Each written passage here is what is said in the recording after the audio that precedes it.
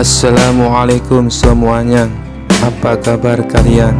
Semoga dalam keadaan sehat dan dilancarkan rezekinya oleh Allah. Amin ya robbal alamin. Dikisahkan pada suatu hari, kabar tentang kecerdikan Abu Nawas sampai ke negeri Mesir. Para ulama di sana merasa penasaran dan mengutus 10 orang ulama terbaik untuk menguji kepintaran Abu Nawas dalam sebuah debat ilmiah. Setibanya di istana Raja Harun ar-Rasyid, ke-10 ulama itu duduk melingkar dalam aula kerajaan, siap berdebat dengan Abu Nawas.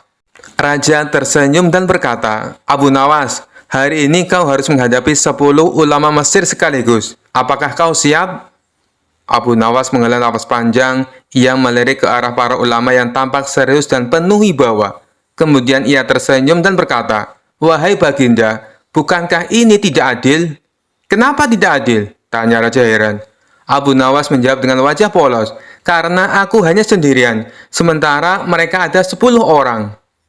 Para ulama pun tertawa kecil, mengira Abu Nawas takut berdebat. Namun Abu Nawas melanjutkan, "Tapi baiklah, aku punya solusi agar adil. Karena aku 1 orang dan kalian 10 orang, maka aku hanya perlu memberikan 1 jawaban untuk 10 pertanyaan kalian." Para ulama langsung bingung. "Bagaimana bisa 1 jawaban untuk 10 pertanyaan?" tanya salah satu ulama.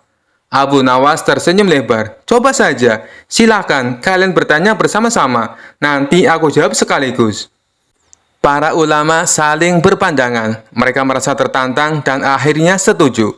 Lalu serempak mereka mengajukan 10 pertanyaan sekaligus dalam satu waktu. Apa hukum berpuasa tapi lupa sahur? Mana yang lebih utama, ilmu atau amal?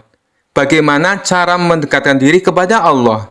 Apakah manusia punya takdir atau kebebasan? Bagaimana hukum mencuri demi kelangsungan hidup? Apakah iblis bisa bertobat? Bagaimana tata cara sholat yang khusyuk? Apa makna sejati dari keikhlasan? Apakah jin bisa menikah dengan manusia? Bagaimana cara agar hati tetap tenang? Setelah mendengar semua pertanyaan itu, Abu Nawas tersenyum lebar dan dengan santai menjawab, "Aku tidak tahu." Ruangan langsung hening sejenak. Lalu raja dan para hadirin langsung tertawa terpingkal-pingkal. Salah satu ulama pun berkata, "Abu Nawas, jawabanmu tidak adil. Kau harus menjawab dengan serius." Abu Nawas mengangkat bahu dan berkata, "Wahai para ulama yang mulia, kalian mengajukan 10 pertanyaan sekaligus. Aku hanya 1 orang. Jadi aku memberikan 1 jawaban untuk 10 pertanyaan. Bukankah ini adil?"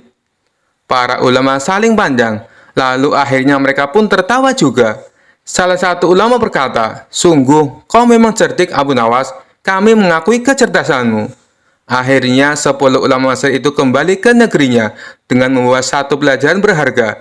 Jangan pernah meremehkan kepintaran Abu Nawas. Kisah selanjutnya.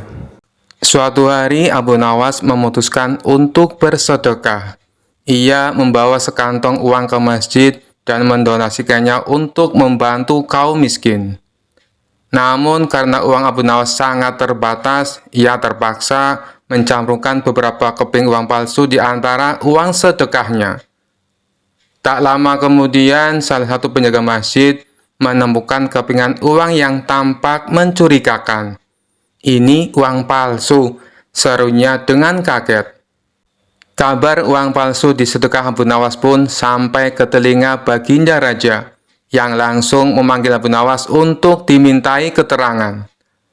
Raja menatap Abu Nawas dengan tajam. "Abu Nawas, apakah benar kau bersedekah dengan uang palsu? Apa maksudmu?" Abu Nawas dengan tenang tersenyum dan berkata, "Ampun Baginda, bukankah sedekah itu untuk membantu orang lain? Yang penting niat saya ikhlas Baginda. Uangnya kan tak tahu dia asli atau palsu.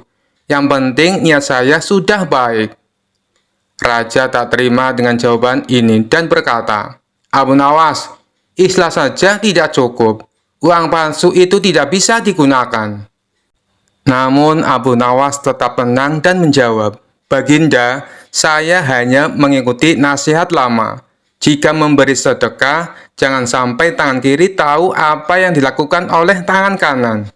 Nah, saya pun tidak tahu kalau ada uang palsu di sana.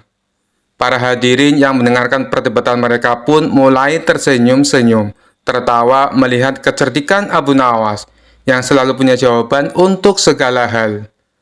Raja hanya bisa geleng-geleng kepala sambil menahan tawa. Abu Nawas, kau memang selalu punya cara untuk berkilah.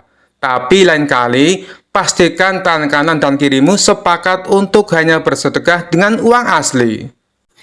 Abu Nawas pun tertawa kecil dan mengangguk, lalu dengan riang meninggalkan istana sambil berkata dalam hati, setidaknya sedekahku jadi cerita lucu untuk semua orang hari ini. Kisah selanjutnya. Suatu hari, Raja mengadakan pertemuan besar di istana, di mana hadir seorang ateis terkenal yang selalu meragukan keberadaan Tuhan. Orang itu sangat pandai berbicara dan berdebat, selalu mempertanyakan segala sesuatu dengan logika yang tajam, terutama tentang penciptaan alam semesta. Di hadapan raja dan para tamu, si ateis mulai melontarkan pertanyaannya yang selalu ia andalkan. Jika Tuhan benar-benar ada, mengapa aku tidak bisa melihatnya? Bagaimana alam semesta ini diciptakan?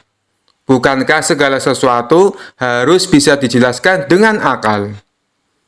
Raja yang mulai kesal mendengar ocehan ateis itu akhirnya memanggil Abu Nawas untuk menjawab pertanyaan yang tampak rumit tersebut. Abu Nawas, aku ingin kau membantu menjawab pertanyaan si ateis ini. Bisakah kau menjelaskan dengan caramu yang cerdas? Abu Nawas dengan gaya santainya tersenyum dan berkata, Tuanku, hamba akan mencoba, tapi hamba butuh segelas air susu untuk membantuku menjawab pertanyaan ini. Raja mengangguk dan tak lama kemudian seorang pelayan membawa segelas air susu. Abu Nawas menerima gelas itu, lalu menoleh ke arah si ateis. Saudaraku yang ateis, kata Abu Nawas sambil mengangkat gelas susu itu, katakan padaku, dari mana asal susu ini? Si ateis menjawab dengan mudah, susu berasal dari sapi, tentu saja. Sapi yang makan rumput dan dari proses pencernaan yang rumit menghasilkan susu. Abu Nawas tersenyum lalu bertanya lagi, baik, kau benar.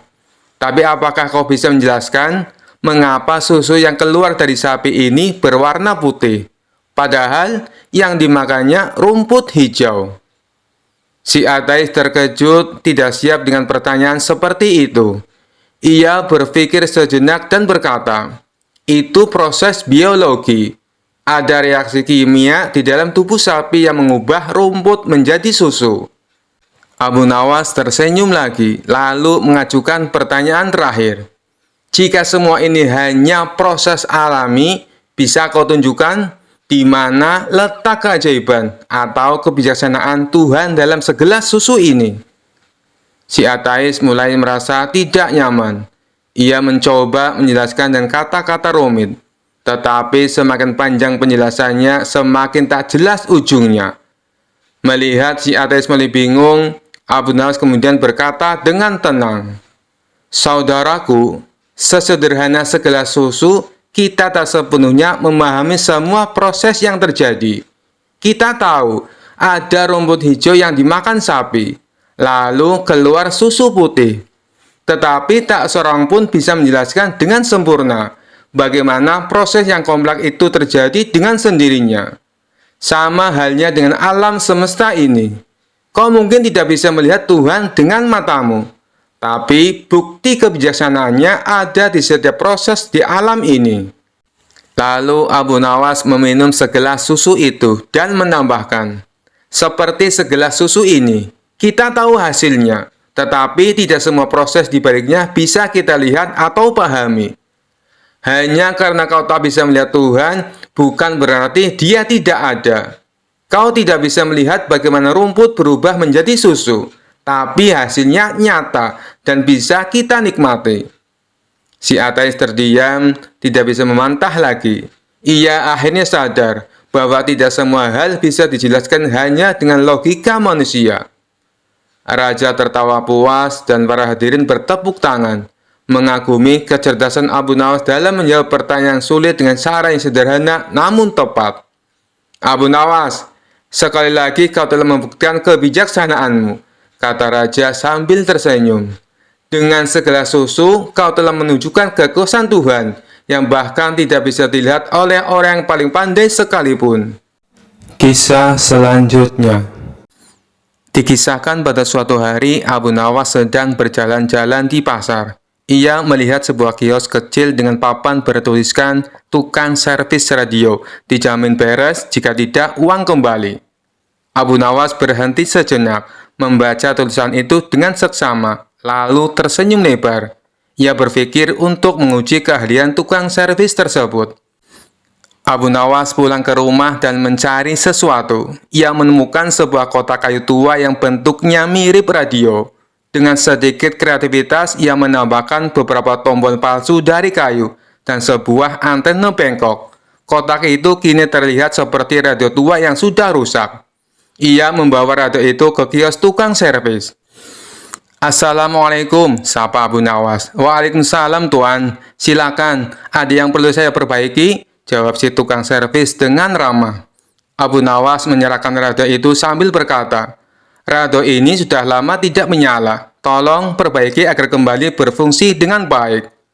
Tukang servis menerima radio itu, memperhatikan sebentar lalu bertanya, ini radio jenis apa ya? Kok kelihatannya unik sekali? Abu Nawas menjawab dengan serius, ini radio keluaran kuno, warisan nenek moyangku. Tetapi kalau kau berhasil memperbaikinya, aku akan memberimu bayaran ekstra. Tukang servis mulai membongkar radio tersebut. Ia memeriksa antena, tombol-tombol, dan bagian dalamnya. Namun semakin ia memeriksa, semakin bingung. Karena radio itu ternyata hanyalah kotak kayu kosong. Tuan, ini bukan radio, ini hanya kotak kayu, seru tukang servis. Abu Nawas menggeleng sambil tersenyum. Tidak mungkin, itu radio keluarga kami yang sangat berharga. Kalau kau bisa memperbaikinya, aku minta uangku kembali sesuai jaminan di papanmu. Tukang servis terdiam. Ia tak ingin kalah, lalu ia berkata, baiklah Tuan, beri aku waktu 1 hari untuk memperbaiki radio ini. Keesokan harinya, Abu Nawas datang kembali. Tukang servis menyerahkan radio itu sambil berkata, ini sudah selesai Tuan, saya berhasil memperbaikinya. Abu Nawas terkejut, bagaimana mungkin, apa yang kau lakukan? Tukang servis menjawab sambil tersenyum, saya memasang kembali semua komponen yang rusak, membersihkan antena dan menyelaraskan tombol-tombolnya. Sekarang radio ini dalam kondisi terbaik. Abu Nawas memeriksa radio itu lalu berkata, tapi kenapa tidak ada suara apapun? Tukang servis menjawab, karena radio ini jenis kuno Tuan. Radio ini hanya menyala jika pemiliknya bernyanyi sendiri. Silakan coba. Abu Nawas tertawa terbahak-bahak. Ia mengakui kecerdikan tukang servis tersebut. Baiklah, kau menang kali ini. Ini bayaranmu dan tambahan uang ekstra seperti janjiku. Tukang servis tersenyum puas, sementara Abu Nawas pulang dengan hati lega, meskipun ia tidak berhasil menjebak tukang servis yang cerdik tersebut. Sejak saat itu, mereka berdua menjadi sahabat baik dan sering berbagi cerita lucu. Kisah selanjutnya. Suatu hari, Abu Nawas terlibat dalam sebuah perdebatan dengan seorang Yahudi yang cerdas dan suka berargumen. Orang Yahudi itu terkenal sering mengajukan pertanyaan-pertanyaan sulit untuk menguji kepercayaan orang lain. Kali ini ia memutuskan untuk menantang Abu Nawas dalam sebuah perdebatan tentang keberadaan siksa kubur. Yahudi itu mendatangi Abu Nawas dengan senyum sinis dan langsung bertanya, Abu Nawas, kau ini terkenal cerdik, tapi aku ingin tahu apakah kau bisa menjawab pertanyaanku. Apakah benar siksa kubur itu ada? Bagaimana bisa ada sesuatu setelah mati? Padahal tubuh sudah tidak hidup lagi. Abu Nawas yang tenang seperti biasa tersenyum dan membalas. Tentu saja siksa kubur itu ada, wahai sahabatku. Hanya karena kita tidak bisa melihatnya dengan mata kepala sendiri, bukan berarti itu tidak ada. Yahudi itu tertawa kecil dan berkata, Kau hanya mengikuti keyakinan buta, Abu Nawas. Buktikan padaku bahwa siksa kubur itu ada. Karena selama ini aku belum pernah mendengar seseorang keluar dari kuburnya dan memberitahu bahwa dia mengalami siksa. Abu Nawas mengelus jenggotnya, berpikir sejenak lalu berkata dengan nada serius, "Baiklah, kalau kau ingin bukti, aku akan memberimu bukti sekarang juga. Tapi aku butuh bantuanmu sedikit." Yahudi itu penasaran dan setuju. "Baik, aku siap membantumu, Abu Nawas. Apa yang harus kulakukan?" Abu Nawas lalu menunjuk sebidang tanah di dekatnya dan berkata, "Pertama-tama, kita harus menggali lubang kecil. Kau akan masuk ke dalamnya, dan aku akan menutupmu dengan tanah sejenak. Kemudian, aku akan bertanya apakah kau merasakan sesuatu. Jika kau merasakan apapun, mungkin itu bisa menjadi bukti bahwa siksa kubur itu memang ada." Yahudi itu tertawa terbahak-bahak mendengar ide Abu Nawas. "Abu Nawas, kau ini benar-benar lucu. Aku tidak merasakan apa-apa, karena aku masih hidup." "Baiklah, mari kita coba." Mereka pun mulai menggali sebuah lubang kecil. Setelah selesai, Yahudi itu dengan percaya diri masuk ke dalam lubang tersebut. Dan Abu Nawas menutupinya dengan tanah hingga hanya kepala sendiri yang terlihat. Orang-orang yang melihat kejadian itu mulai berkerumun, penasaran apa yang akan dilakukan Abu Nawas selanjutnya. Setelah Yahudi itu berada di dalam lubang, Abu Nawas berdiri di sampingnya, kemudian berkata, "Nah, bagaimana rasanya? Kau merasa nyaman di dalam sana?" Yahudi itu tertawa sambil berkata, "Tentu saja, ini hanya lubang biasa. Aku tidak merasakan apa-apa."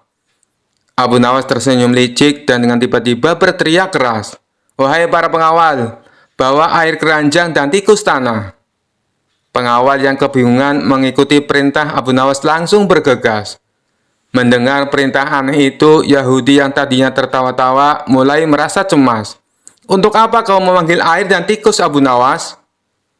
Dengan wajah tenang, Abu Nawas menjawab, "Oh, aku hanya ingin memberikan sedikit hiburan untukmu di dalam lubang itu. Kita akan siramkan air dingin supaya kau merasakan sensasi beku. Dan tikus-tikus tanah ini akan menggali di sekitarmu. Mungkin mereka akan berusaha mengunyah sepatumu juga." Mendengar penjelasan itu, Yahudi itu langsung pucat dan mulai merasa tidak nyaman. "Hai Abu Nawas, aku bercanda. Keluarkan aku dari sini. Aku tidak mau ada air dingin atau tikus tanah." Abu Nawas pura-pura terkejut. "Oh, kau takut? Tapi bukankah tadi kau berkata bahwa kau tidak merasakan apa-apa di dalam lubang? Mengapa tiba-tiba kau khawatir?" Yahudi itu mulai panik. "Abu Nawas, keluarkan aku dari sini sekarang. Aku minta maaf telah menantangmu. Aku tidak mau merasakan apapun di dalam kubur ini, bahkan tikus sekalipun." Abu Nawas tertawa kecil, lalu segera mengangkat Yahudi itu keluar dari lubang. Setelah keluar, Yahudi itu tampak kebingungan, tapi juga merasa lega. Abu Nawas menepuk bahu Yahudi itu sambil berkata, "Kau lihat sahabatku, bahkan di lubang kecil itu, ketika aku menyebutkan tentang siksa kecil seperti air dingin dan tikus, kau sudah mulai takut. Padahal itu bukan siksa kubur yang sebenarnya. Bayangkan jika kau berada di dalam kubur yang sesungguhnya dan merasakan siksa yang tidak bisa kau bayangkan." Yahudi itu terdiam, merenungi kata-kata Abu Nawas. Ia akhirnya menyadari bahwa ada banyak hal yang tidak bisa dijelaskan dengan logika sederhana. Dan rasa takut yang ia alami tadi menjadi bukti bahwa sesuatu yang tak terlihat memang bisa nyata adanya. "Baiklah Abu Nawas," kata Yahudi itu dengan wajah serius. "Kau menang kali ini. Aku belajar satu hal penting hari ini. Kadang sesuatu yang tidak terlihat justru lebih menakutkan daripada yang bisa kita lihat." Abu Nawas tersenyum dan menjawab, "Betul sekali sahabatku. Bukan hanya mata yang menjadi saksi kebenaran, tapi juga hati dan perasaan. Semoga kau mendapatkan pelajaran dari pengalaman ini." Kisah selanjutnya. Dikisahkan suatu malam yang sunyi, Abu Nawas sedang duduk di rumahnya sambil membaca buku dengan tenang. Tiba-tiba angin dingin berhembus masuk ke dalam rumah, dan sekejap ruangan itu berubah menjadi gelap gulita. Ketika Abu Nawas mencoba mencari lilin, sebuah suara berat dan menggelegar terdengar dari sudut ruangan. "Abu Nawas, aku datang untuk bertamu." Abu Nawas yang sebenarnya cukup terbiasa dengan hal-hal aneh, tetap tenang dan menyalakan lilin. Di hadapannya berdirilah sosok jin tinggi besar dengan wajah menyeramkan dan mata menyala merah. "Oh, tamu dari dunia lain. Apa keperluanmu datang ke rumahku di tengah malam begini?" tanya Abu Nawas dengan santai sambil menyeruput tehnya. Jin itu terkejut melihat Abu Nawas tidak takut. "Aku datang karena mendengar kau adalah manusia paling cerdas di negeri ini. Aku ingin menguji kecerdasanmu." Abu Nawas tersenyum kecil. "Baiklah, silakan uji aku. Tapi sebelum itu, tamu harus menghormati tuan rumah. Duduklah dulu, kita minum teh bersama." Jin itu meskipun merasa aneh, akhirnya menurut. Ia duduk, tapi karena tubuhnya terlalu besar, kursi yang didudukinya langsung hancur. Abu Nawas tertawa kecil. "Maaf, kursiku bukan untuk jin. Mungkin kau lebih nyaman duduk di lantai," kata Abu Nawas dengan nada bercanda. Setelah duduk di lantai, jin itu berkata, "Abu Nawas, aku akan memberikanmu 3 pertanyaan. Jika kau bisa menjawab semuanya, aku akan memberimu hadiah. Tapi jika kau gagal, aku akan mengambil jiwamu." Abu Nawas mengangguk santai. "Baiklah, aku siap. Apa pertanyaan pertamamu?" Jin itu berpikir sejenak, lalu bertanya, "Apa yang lebih cepat dari angin?" Abu Nawas tersenyum, kemudian menjawab, "Pikiran. Pikiran bisa pergi kemana saja dalam sekejap, bahkan lebih cepat dari angin." Jin itu mengangguk terkesan. "Jawabanmu benar. Sekarang pertanyaan kedua.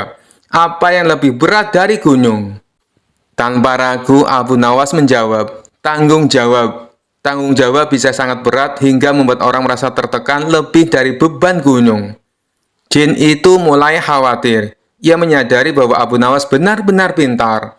"Baiklah, pertanyaan terakhir. Apa yang lebih tajam dari pedang?" Abu Nawas tersenyum lebar. "Lidah. Dengan lidah, orang bisa melukai hati lebih dalam daripada luka pedang." Jin itu terdiam. Semua jawaban Abu Nawas benar. "Tunggu dulu," kata Abu Nawas. "Sekarang giliranku mengujimu. Jika kau gagal menjawab, kau harus memberiku hadiah." Jin itu yang merasa percaya diri setuju. "Baiklah, tanyakan apa saja." Abu Nawas bertanya, "Apa yang ada di hadapanmu tapi tak bisa kau lihat?" Jin itu berpikir keras tapi tidak menemukan jawaban. Ia akhirnya menyerah. "Apa jawabannya?" Abu Nawas tertawa. "Udara. Udara ada di hadapan kita tapi tak terlihat." Jin itu kesal tapi tidak bisa menyangkal. Sesuai perjanjian, ia memberikan Abu Nawas sekantong emas sebagai hadiah. "Abu Nawas, kau memang manusia cerdas dan licik. Tapi aku akan kembali suatu hari nanti," kata jin itu sambil menghilang. Kisah selanjutnya. Dikisahkan suatu ketika di kota tempat tinggal Abu Nawas dihebohkan adanya tabib baru yang mengaku sakti. Dia sesumbar bisa mengobati penyakit apa saja. Walhasil rumahnya didatangi ratusan pasien. Padahal tabib tersebut hanyalah seorang penipu. Ia menggunakan keahlian sulapnya untuk menipu warga.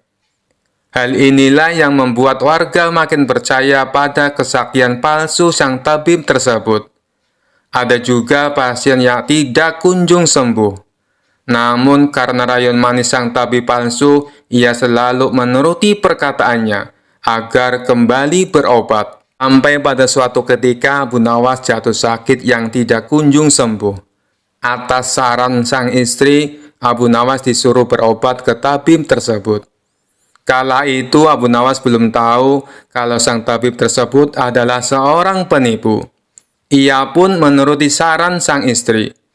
Namun sudah 3 kali berobat, sakit Abu Nawas tidak kunjung sembuh. Padahal sekali berobat bayarnya 100 dinar. Dan Abu Nawas sudah menghabiskan 300 dinar. Tanpa ada sedikit pun tanda-tanda kesembuhan pada dirinya. Akibatnya Abu Nawas mulai curiga jangan-jangan tabib itu seorang penipu. Seiring berjalannya waktu, Abu Nawas pun sudah sehat seperti sedia kala. Lalu terbesit dalam benaknya untuk mengerjai tabib palsu tersebut. Aku harus mendapatkan 300 dinarku. Tapi bagaimana caranya ya? Tanya Abu Nawas dalam hati. Setelah lama berpikir, akhirnya Abu Nawas menemukan ide cemerlang. Keesok harinya, dia membuka praktek pengobatan di depan rumahnya. Lengkap dipasang papan yang bertuliskan, sembuh bayar 100 dinar, kalau tidak sembuh, uang kembali 1000 dinar. Para pasien yang rencananya berobat ke tabib palsu mendadak memilih datang ke rumah Abu Nawas. Rumah Abu Nawas pun penuh sesak oleh pasien. Entah karena kebetulan atau bagaimana, hampir semua pasien yang diobati berhasil disembuhkan. Sementara di rumah tabib palsu terlihat sepi, tidak ada seorang pasien pun yang datang. Hari ini kenapa sepi sekali? Tanya sang tabib dalam hati. Selang beberapa lama datanglah asistennya dan mengabarkan berita tentang klinik Abu Nawas. Tuan, Abu Nawas sekarang buka praktek pengobatan, kata asistennya melaporkan. Benarkah? Tanya sang tabib. Benar tuan, di rumah Abu Nawas ramai sekali pasien datang. Itulah kenapa hari ini di rumah tuan sepi pasien, jawab asistennya. Mendengar kabar itu, sang tabib tertawa mengejek. Memangnya Abu Nawas sakti, menyembuhkan dirinya saja tidak bisa, balas sang tabib dengan terus tertawa. Bukan masalah sakti atau tidaknya tuan, tapi di depan rumah Abu Nawas terpajang papan yang bertuliskan sembuh bayar 100 dinar. Kalau tidak sembuh, uang kembali 1000 dinar, ujar sang asisten. Oh, pantas. Aku hari ini sepi pasien. Tapi apa memang benar begitu? Tanya sang tabib penasaran. Saya lihat sendiri, tuan. Tapi anehnya, pasien yang berobat ke Abu Nawas hampir semuanya sembuh dari penyakitnya, jawab sang asisten. Mendengar penuturan asistennya, muncul sifat asli tabib palsu. Ia berencana menipu Abu Nawas. Beberapa hari ke depan untuk sementara kita tutup dulu. Biarlah Abu Nawas yang membuka praktek pengobatan, ucap sang tabib kepada asistennya. Memangnya kenapa tuan? Tanya asistennya penasaran. Aku punya rencana untuk menipu Abu Nawas. Aku pasti akan mendapatkan 1000 dinar, jawab tabib palsu itu. Tapi bagaimana caranya? Tanya sang asisten bertambah penasaran. Begini, aku akan berobat ke tempat Abu Nawas. Aku akan berpura-pura sakit pada indera perasa lidahku. Kalau ditanya sembuh atau tidak, tentu saja aku akan mengatakan tidak. Karena yang tahu sembuh atau tidaknya kan hanya aku, paparnya.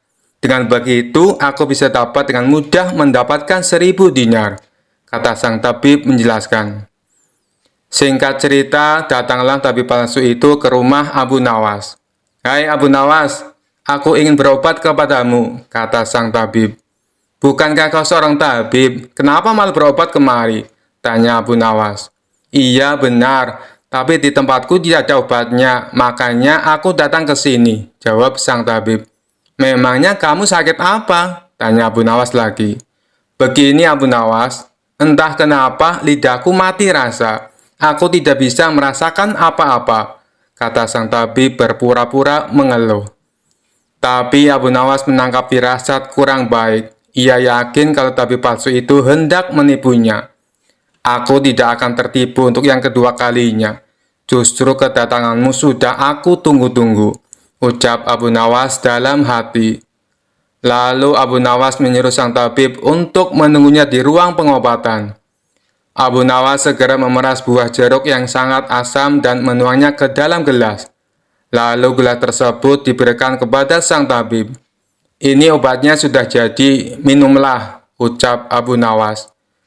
Ketika sang tabib meminumnya, mukanya mendadak berkerut menahan rasa kecut. Kamu menipuku ya? Ini bukan obat, tapi air jeruk yang sangat kecut, kata sang tabib emosi. Alhamdulillah, berarti lidahmu sudah tidak lagi mati rasa. Sekarang bayar ongkos berobatnya, pinta Abu Nawas. Waduh, aku keceplosan, gagal rencanaku, pikir sang tabib palsu. Ia pun terpaksa memberikan uang 100 dinar kepada Abu Nawas. Tapi sang tabib tidak putus asa. Ia terus berusaha agar bisa mendapatkan 1.000 dinar. Hari berikutnya, ia kembali mendatangi Abu Nawas. "Hei Abu Nawas, aku mau berobat lagi," kata sang tabib palsu. "Oh, silahkan. Apa lidahmu masih mati rasa?" tanya Abu Nawas meledek. "Bukan, kali ini penyakitnya berbeda," jawab sang tabib. "Luar biasa, ternyata kamu punya banyak stok penyakit. Kali ini apa penyakitnya?" tanya Abu Nawas lagi. "Aku hilang ingatan Abu Nawas," jawab tabib palsu itu. "Apakah kamu kesandung kasus korupsi, makanya hilang ingatan?" tanya Abu Nawas. "Enak saja, memangnya aku pejabat?" jawab tabib dengan nada protes. "Baiklah, kamu tunggu di sini sebentar, aku akan mengambilkan obatnya," ucap Abu Nawas. Tidak berapa lama, Abu Nawas kembali menemui sang tabib palsu. "Ini obatnya, silakan diminum," kata Abu Nawas sambil memberikan gelasnya. "Aku tidak mau minumnya Abu Nawas," ujar sang tabib. "Loh, memangnya kenapa? Katanya pengen sembuh," ucap Abu Nawas. "Ini kan perasaan air jeruk seperti kemarin. Aku tidak mau," kata sang tabib menolak. "Alhamdulillah, tanpa meminumnya pun kamu sudah sembuh. Sini, bayar 100 dinar," pinta Abu Nawas lagi. "Sudah sembuh? Sembuh apanya? Kamu jangan mengada-ada Abu Nawas," protes sang tabib. "Buktinya, kamu masih ingat dengan obat yang kemarin aku berikan itu. Berarti sakit hilang ingatanmu sudah sembuh," jelas Abu Nawas. Untuk kedua kalinya, rencana sang tabib palsu mengalami kegagalan. Mau tidak mau, ia harus memberikan uang kepada Abu Nawas.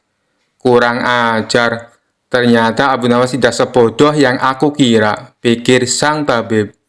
Tidak terima dengan dua kegagalan yang dialami, tabib palsu itu berpikir keras untuk mengalahkan Abu Nawas.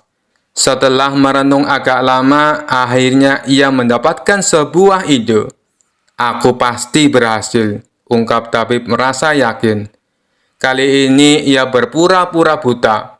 Si tabib berjalan ke rumah Abu Nawas dengan bantuan tongkat di tangannya. Setelah tiba, Abu Nawas sempat kaget dengan penuh rasa iba. Abu Nawas bertanya kepada sang tabib, "Apa yang menimpamu dan mengapa kamu bisa seperti ini?" Si tabib palsu menjawab, "Tolonglah aku Abu Nawas, mataku tiba-tiba buta, sembuhkanlah aku," terangnya.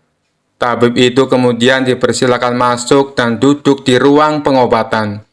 Setelah mengamatinya dengan seksama, Abu Nawas akhirnya menyadari bahwa itu adalah tipuan. Namun Abu Nawas tidak pernah kehilangan akal. Ia punya cara lain untuk menghadapinya. "Sepertinya penyakit kebutaanmu sudah sangat parah. Maafkan aku, untuk kali ini tidak mampu mengobatinya," ucap Abu Nawas pura-pura sedih. Mendengar jawaban tersebut, sang tabib langsung kegirangan. Akhirnya bisa mengelabui Abu Nawas. "Terus bagaimana ini Abu Nawas? Padahal aku berharap banyak kepadamu," kata sang tabib berpura-pura. "Iya, mau bagaimana lagi? Aku tidak mungkin bisa menyembuhkanmu," jawab Abu Nawas. "Kalau begitu, aku dapat uang 1.000 dinar dong," tanya tabib palsu itu penuh harap. "Tentu saja kawan, aku tidak mungkin berdusta," balas Abu Nawas. Kemudian Abu Nawas masuk ke rumah untuk mengambilkan uang. "Ini uang 1.000 dinar untukmu," ucap Abu Nawas sambil memberikan uangnya. Tabib palsu itu dengan penuh kegirangan menerima uang tersebut. Tapi setelah uangnya dihitung, ia langsung murka. "Hai Abu Nawas, kenapa hanya 10 dinar?" tegas sang tabib palsu dengan emosi. "Dari mana kamu tahu kalau jumlahnya hanya 10 dinar? Tanya balik Abu Nawas. "Uangnya memang ada 10, tapi pecahan 1 dinar, bukan 100 dinar. Memangnya aku buta, Pak?" balas tabib tambah emosi. "Alhamdulillah, sekarang kamu sudah sembuh," kata Abu Nawas sambil mengambil kembali uangnya. "Maksudmu apa Abu Nawas? Kenapa uangnya diambil lagi?" tanya si tabib kebingungan. Loh, kamu kan sudah sembuh. Sini bayar 100 dinar, pinta Abu Nawas. Sembuh apanya? Kamu jangan mengada-ada, Abu Nawas, protes si tabib palsu. Bukankah kamu kesini katanya mengalami kebutaan, tapi kamu bisa membedakan mana pecahan 1 dinar dan mana pecahan 100 dinar. Berarti matamu sudah bisa melihat, jelas Abu Nawas. Tabib palsu itu tidak bisa berkata apa-apa. Ia pun terpaksa memberikan uang 100 dinar kepada Abu Nawas dan pergi dengan perasaan kecewa. Aku kapok berurusan dengan Abu Nawas, ucap si tabib palsu. Sementara Abu Nawas berhasil mendapatkan kembali 300 dinarnya yang pernah diberikan kepada sang tabib. Kisah selanjutnya. Dikisahkan suatu hari Abu Nawas sedang duduk santai di bawah pohon besar di tepi sungai. Angin semilir membuatnya hampir terlelap. Namun tiba-tiba muncul suara dari balik semak-semak. Abu Nawas, wahai manusia cerdas. Suara itu terdengar serak tapi penuh daya tarik. Abu Nawas membuka matanya perlahan. Siapa yang memanggilku? Dari balik semak keluarlah sosok dengan tanduk kecil di kepala dan senyum licik. Itu adalah setan. Tapi setan ini terlihat berbeda. Rambutnya tersisir rapi, memakai jubah mewah dan membawa tongkat kayu ukir. Aku adalah setan yang sedang bertobat, katanya dengan suara dramatis. Abu Nawas mengerutkan dahi. Setan bertobat? Jangan bercanda. Apa yang kau inginkan dariku? Setan itu duduk di samping Abu Nawas dengan gaya sok akrab. Begini Abu Nawas, aku sudah bosan menyesatkan manusia. Aku ingin hidup damai, tapi aku butuh bantuanmu untuk memahami bagaimana manusia bisa hidup bahagia tanpa tergoda. Abu Nawas tertawa kecil. Hidup bahagia tanpa tergoda? Kau bertanya pada orang yang sering tergoda makanan gratis. Setan tersenyum lebar. Tepat sekali, itu sebabnya aku memilihmu.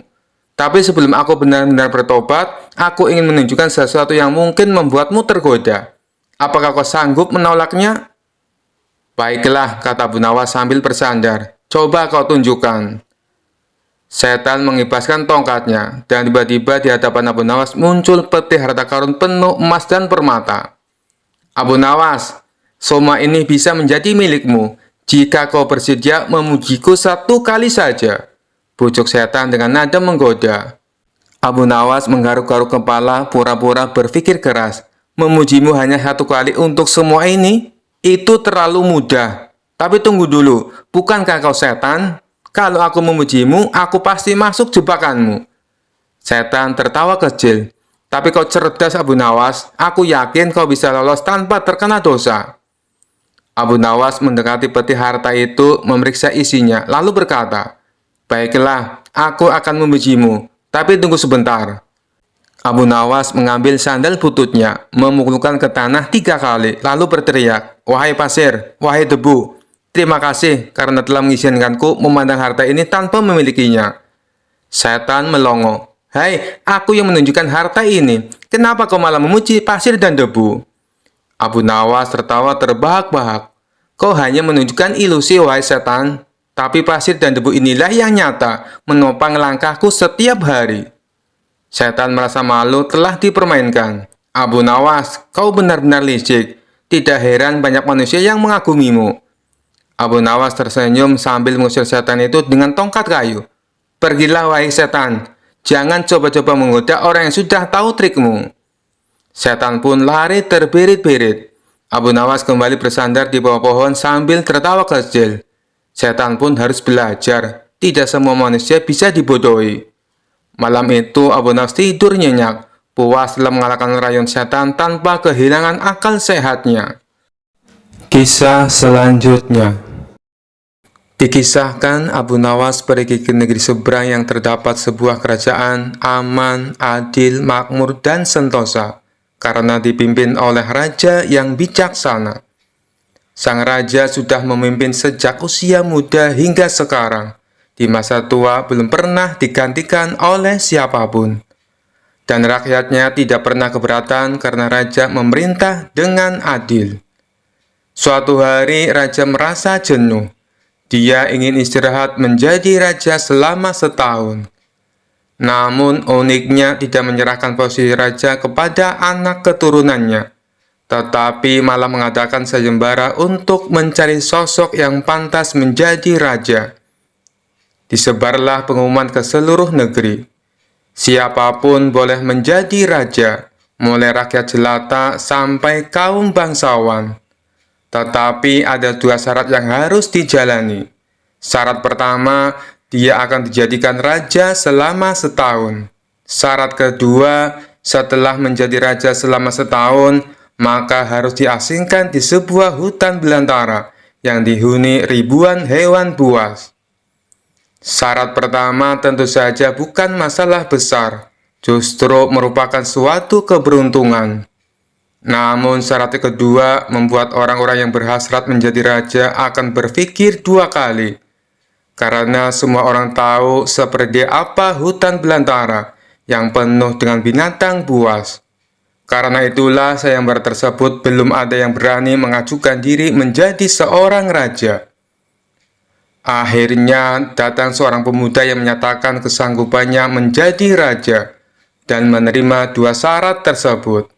Pemuda ini sebenarnya adalah pemuda biasa yang ingin merasakan bagaimana nikmatnya menjadi raja, karena selama ini ia hidup pas-pasan. Diangkatlah dia menjadi raja, dan mulai saat itu mendapat pelayanan layaknya seorang raja. Harta berlimpah, wanita cantik, makan dan minuman enak, serta fasilitas istimewa lainnya. Tapi sayang, ternyata ketakutannya akan kematian membuatnya tidak bisa menikmati semua itu. 3 bulan pertama, dia mulai gelisah, karena umurnya tinggal 9 bulan lagi. 3 bulan kedua, ia makin tidak tenang makan, tidur pun tidak nyenyak. 3 bulan ketiga, dia mulai menyesali keputusannya menjadi raja. 3 bulan terakhir, si pemuda makin stres berat, karena hidupnya tinggal beberapa bulan lagi, dan kesenangan yang dicari selama ini tidak bisa dirasakan. Ketika masa jabatan sebagai raja sudah berakhir, lalu dibuanglah dia ke hutan belantara. Tidak butuh waktu lama, terdengar kabar ke seluruh negeri jika pemuda itu tewas dimakan binatang buas. Adanya peristiwa tersebut membuat orang-orang kian enggan melamar menjadi raja. Tapi ternyata masih saja ada pemuda lain yang ingin melamar menjadi raja. Diangkatlah pemuda kedua ini menjadi seorang raja. 3 bulan pertama menjadi raja, ia puas-puaskan berpesta, karena sadar hidupnya tidak akan lama lagi. 3 bulan kedua dan berikutnya, hari-harinya ia habiskan dengan foya-foya dan pesta pora. Bulan berganti bulan, pestanya makin gila-gilaan. Ia sudah tidak peduli lagi pada apapun. Dia hanya ingin bersenang-senang sebelum mati setelah jabatannya sebagai raja berakhir. Lalu dibuanglah dia ke hutan belantara. Tidak berapa lama terdengar kabar bahwa si pemuda kedua tewas diterkam singa. Tubuhnya dicabik-cabik dan jadi rebutan para singa. Peristiwa ini membuat banyak orang melupakan mimpi menjadi seorang raja. Mereka masih penasaran, apakah masih ada orang yang cukup bodoh untuk melamar menjadi raja. Suatu hari, Abu Nawas mampir ke negeri tersebut dengan tujuan menemui sahabat lamanya, yang kebetulan merupakan penduduk di sana.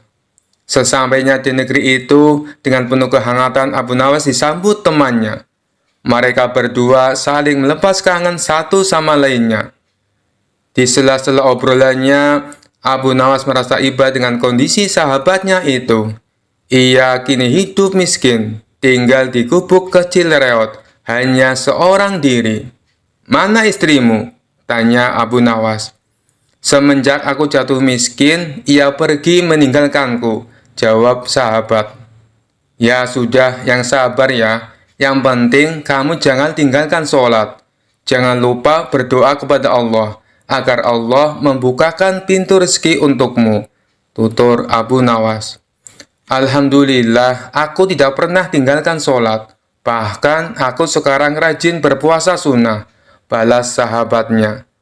Oh iya, ngomong-ngomong, mana nih makanannya? Dari tadi kenapa belum keluar? Celetuk Abu Nawas. Maaf Abu Nawas, aku sudah tidak punya apa-apa. Aku sendiri kadang sehari makan, kadang tidak, ujar sahabatnya. Mendengar hal itu membuat hati Abu Nawas makin terenyuh. Kenapa tidak mencari kerja? Upahnya kan bisa untuk beli makanan, tanya Abu Nawas. Setiap hari aku keluar untuk cari pekerjaan, tapi belum juga dapat. Mungkin belum rezekiku, jawab sang sahabat. Kalau mau nekat sih sebenarnya aku bisa, bahkan aku bisa menjadi raja dan kaya raya. Tapi itu hanya sementara, setelah itu aku mati diterkam binatang buas di hutan belantara, kata sahabatnya melanjutkan. Maksudmu bagaimana? Tanya Abu Nawas heran. Kemudian sahabatnya itu memberitahu tentang sayembara yang diadakan rajanya. Mendengar sayembara tersebut, Abu Nawas terdiam sejenak. Tiba-tiba terlintas di benak Abu Nawas sebuah ide yang cemerlang. Kamu ingin hidup kaya? Aku akan membantumu. Sekarang juga antaran aku ke hadapan rajamu. Aku mau mendaftar menjadi raja, ucap Abu Nawas. Kamu gila ya? Jangan Abu Nawas, itu sama saja bunuh diri, cegah sahabatnya. Sudahlah, turuti saja perkataanku, timpal Abu Nawas. Maka diantaralah Abu Nawas ke istana untuk menemui sang raja. Ada perlu apa kalian datang kemari? Tanya sang raja. Maaf Tuan Raja, hamba Abu Nawas dari negeri seberang ingin mendaftar menjadi raja. Itu pun kalau Tuan Raja mengizinkan, ucap Abu Nawas. Oh, tentu saja boleh. Siapapun dipersilakan menjadi raja. Tapi ada dua syarat yang harus dijalani, ujar sang raja. Hamba siap paduka yang mulia, tapi hamba minta satu permintaan. Izinkan sahabat hamba ini menjadi pengawal pribadi hamba, kata Abu Nawas sambil menunjuk sahabatnya yang berdiri di sampingnya. Oh, silakan saja. Saat menjadi raja selama setahun, kau berhak atas segala sesuatunya, termasuk mengatur semua prajurit kerajaan beserta para menteri. Tapi ketika masamu menjadi raja berakhir, sahabatmu juga harus ikut kau dibuang ke hutan belantara, timpal sang raja. Sahabat Abu Nawas ini pun kaget dan sempat menolak dijadikan pengawal pribadinya. Namun akhirnya Abu Nawas berhasil membujuknya. Mendengar ada yang melamar menjadi raja lagi membuat masyarakat penasaran. Sebagian menertawakan kebodohan tersebut, sementara yang lain merasa iba dan kasihan. Abu Nawas akhirnya diangkat menjadi raja dan diberi segala kemewahan serta kemudahan fasilitas layaknya baginda raja. Ternyata berbeda dengan dua pemuda sebelumnya, Abu Nawas tidak berpesta pora dan foya-foya. Namun, ia membuat beberapa tindakan selama menjadi raja. 3 bulan pertama, Abu Nawas memerintah ribuan prajurit untuk membabat habis hutan belantara dan memindahkan semua binatang buas ke tempat lain. Sebagai raja, tentu perintahnya harus dipatuhi. Setelah 3 bulan berlalu, hutan belantara tempat ia akan dibuang kini menjadi tanah kosong yang siap huni. 3 bulan kedua, Abu Nawas memerintahkan para arsitek membuat istana megah untuk dirinya, tentunya dengan uang kerajaan yang dikuasai. Abu Nawas bisa membangun apa saja termasuk membangun istana di tanah yang dulunya adalah hutan belantara. Dalam jangka waktu 3 bulan, berdirilah istana megah dan kokoh. 3 bulan ketiga, Abu Nawas memerintahkan para prajurit membawakan harta dan perabotan dikirim ke istana yang baru saja dibangunnya. 3 bulan terakhir, Abu Nawas menawarkan kepada masyarakat, siapa saja yang mau pindah di wilayah istananya akan dibuatkan rumah dan diberi modal uang untuk berdagang. Kesempatan tersebut tidak disia-siakan warga. Ratusan orang mendaftarkan diri untuk pindah ke sekitaran istana Abu Nawas. Selama 3 bulan terakhir, tempat yang tadinya hutan belantara kini berubah menjadi pemukiman penduduk. Bahkan di sana Abu Nawas mempunyai istana dengan dipenuhi harta kekayaan. Akhirnya habislah masa jabatan Abu Nawas sebagai raja. Sesuai perjanjian, Abu Nawas dan sahabatnya dibuang ke hutan belantara yang kini sudah menjadi pemukiman penduduk. Sesampainya di sana, Abu Nawas dan sahabatnya memasuki istana barunya. Ini semua untukmu. Kau sekarang sudah menjadi orang kaya raya. Tapi jangan lupa bersedekah, utur Abu Nawas. Sahabatnya itu terkejut bukan main. Ia langsung merangkul Abu Nawas dan mengucapkan terima kasih. Akhirnya Abu Nawas pun pamit pulang kembali ke negerinya. Kisah selanjutnya. Dalam kesehariannya Abu Nawas hampir selalu miskin. Namun ia tidak pernah mengeluh. Hingga suatu hari istrinya yang mengeluh. Tapi aku hanya mengabdi kepada Allah saja, kata Abu Nawas. Kalau begitu, mintalah upah kepada Allah, kata istrinya. Abu Nawas langsung ke pekarangan, bersujud dan berteriak keras-keras. Ya Allah, berilah hamba upah 100 keping perak. Dilakukan berulang-ulang. Tetangganya ingin mempermainkan Abu Nawas. Ia melemparkan 100 keping perak ke kepala Abu Nawas. Tapi ia terkejut waktu Abu Nawas membawa lari uang itu ke dalam rumah dengan gembira.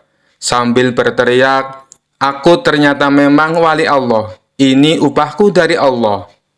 Sang tetangga menyerbu rumah Abu Nawas, meminta kembali uang yang baru dilemparkannya. Abu Nawas menjawab, aku memohon kepada Allah, dan uang yang jatuh itu pasti jawaban dari Allah. Tetangganya marah, ia mengajak Abu Nawas menghadap hakim. Abu Nawas berkelit, aku tidak pantas ke pengadilan dalam keadaan begini. Aku tidak punya kuda dan pakaian bagus. Pasti hakim berprasangka buruk pada orang miskin. Sang tetangga meminjamkan jubah dan kudanya. Tidak lama kemudian mereka menghadap hakim. Tetangga Abu Nawas segera mengadukan masalahnya kepada hakim. Bagaimana pembelaanmu? Tanya hakim pada Abu Nawas. Tetangga saya ini gila, Tuan, kata Abu Nawas. Apa buktinya? Tanya hakim. Tuan hakim bisa memeriksanya langsung. Ia pikir segala yang ada di dunia ini adalah miliknya. Coba tanyakan, misalnya tentang jubah saya dan kuda saya. Tentu semua diakui sebagai miliknya, apalagi uang saya. Dengan kaget sang tetangga berteriak, tetapi itu semua memang milikku. Bagi sang hakim, bukti-bukti sudah cukup. Perkara putus. Kisah selanjutnya. Dikisahkan ada 3 orang yang cukup terkenal cerdik dan pandai berkeliling negeri untuk menantang adu pintar dengan siapapun. Pada hari yang ketiga, orang itu memasuki kampung Abu Nawas. Penduduk sepakat untuk menghadapi ketiga orang itu, maka mereka sodorkan si cerdik Abu Nawas. Saya yakin Abu Nawas bisa mengatasi 3 orang itu, ujar salah seorang penduduk. Singkat cerita, Abu Nawas akhirnya setuju menghadapi orang itu. Adu kepintaran antara Abu Nawas dan ketiga orang itu diadakan di tengah lapangan, sehingga masyarakat bisa menonton. Setelah waktu yang ditentukan tiba, maka berkumpullah para penduduk setempat. Abu Nawas tampak santai, acara pun segera dimulai. Masing-masing kontestan memperkenalkan diri masing-masing. Sebagai penghormatan, juri mempersilahkan 3 orang itu untuk bertanya kepada Abu Nawas. Ketiga orang itu sangat senang mendapat kesempatan bertanya lebih dulu. Maka dengan congkaknya orang pertama bertanya kepada Abu Nawas, di mana sebenarnya pusat bumi ini, wahai Abu Nawas yang tolol? Abu Nawas tersenyum simpul, dibilang tolol. Si cerdik ini menjawab, itu sih gampang. Kalau begitu di mana? Desak orang itu. Tepat di bawah telapak kaki saya, saudari yang budiman, ujar Abu Nawas dengan senyum mengembang sembari merapalkan kakinya dan sedikit membungkuk. Jawaban Abu Nawas itu membuat orang kedua tidak terima.